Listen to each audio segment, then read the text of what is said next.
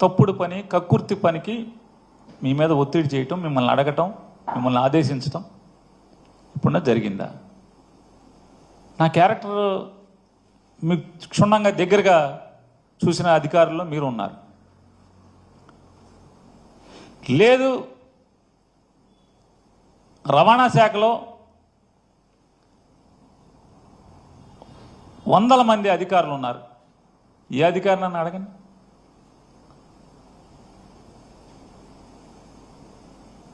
ఇవాళ నా గురించి చెడుగా మాట్లాడుతున్నటువంటి ఒక మంత్రి గారు, ఆయన తల్లకిందులు తపస్సు చేసి చేయని ప్రయత్నం లేదు. నా భార్య జయసుధ మీద కేసు కట్టించడం దగ్గర నుంచి ఆవిడని అరెస్ట్ చేయడానికి ఎంత ప్రయత్నం చేశాడో అంత ప్రయత్నం చేశాడు. కానీ ఏ మాటకు ఆ మాట దీంట్లో చెప్పుకుని తీరాలి. చంద్రబాబు నాయుడు గారు మాత్రం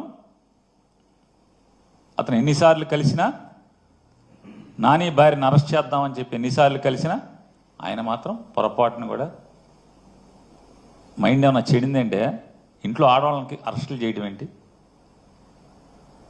మన టార్గెట్ పేరు నానిగాడు, ఆయన వేసేయండి అంటే, కాదు సార్ ఆడు కొడుకును కూడా వేసేయాలి సార్. సరే నీ కక్ష ఆడు కొడుకు మీద కూడా ఉంటే ఇద్దరిని కలిసి చేసేయండి, అంతేగాని ఇంట్లో ఆడవాళ్ళ మీదకేంటే తప్పుడు పనులు అని చెప్పని ఆయన నడుచుకుంటూ వెళ్ళిపోయారు. ఇది అధికారులు ఉన్నారు సాక్ష్యం, ఎమ్మెల్యేలు ఉన్నారు సాక్ష్యం. టీడీపీ ఎమ్మెల్యేలు కొంతమంది ఉన్నారు, అధికారులు కూడా ఉన్నారు. నాదెండ్ల మనోహర్ గారు కూడా పక్కనే నుంచుని ఉన్నాడు ఈ కాన్వర్సేషన్ జరిగినప్పుడు. తప్పే ఉంది.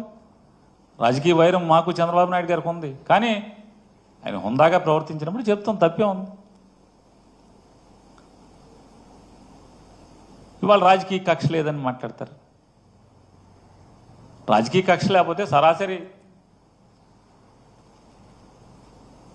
మేనేజర్ మీద, నా మీద ఇప్పుడు జరిగే ప్రయత్నం అదే కదా. రేపో ఎల్లుండో, ఎందుకంటే 2వ తారీఖు స్క్వాష్ ఏదో వేసినట్టున్నారు మేనేజర్ ఇంట్లో వాళ్ళందరూ. 2వ తారీఖు ఏదో వాయిదా పడినట్టు ఉంది.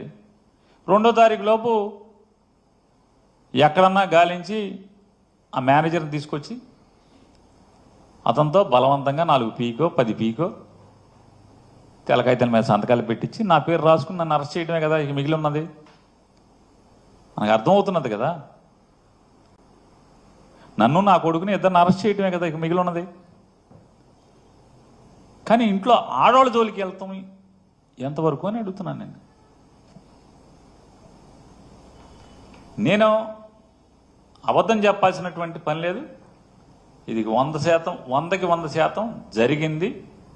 కావాలంటే అది బాగోదు కాబట్టి ఏ తారీఖు ఎన్ని గంటలకి ఎక్కడ కూడా నేను చెప్పగలను.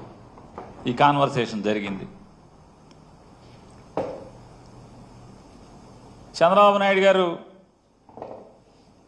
ఆడవాళ్ళని అరెస్ట్ చేయడం అంటే ఇంట్లో ఆడవాళ్ళని అరెస్ట్ చేస్తారండి, బుద్ధి లేదా అని తిట్టినా కూడా బెయిల్ రాకుండా విపరీతమైన డిలే ప్రయత్నం చేస్తూనే వచ్చారు.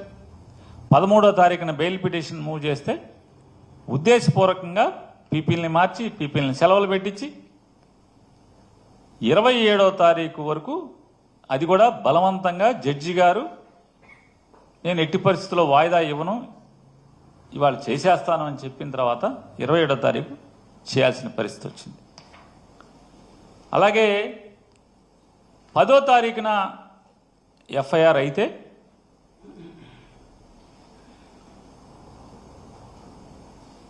ఏం చేయాలి?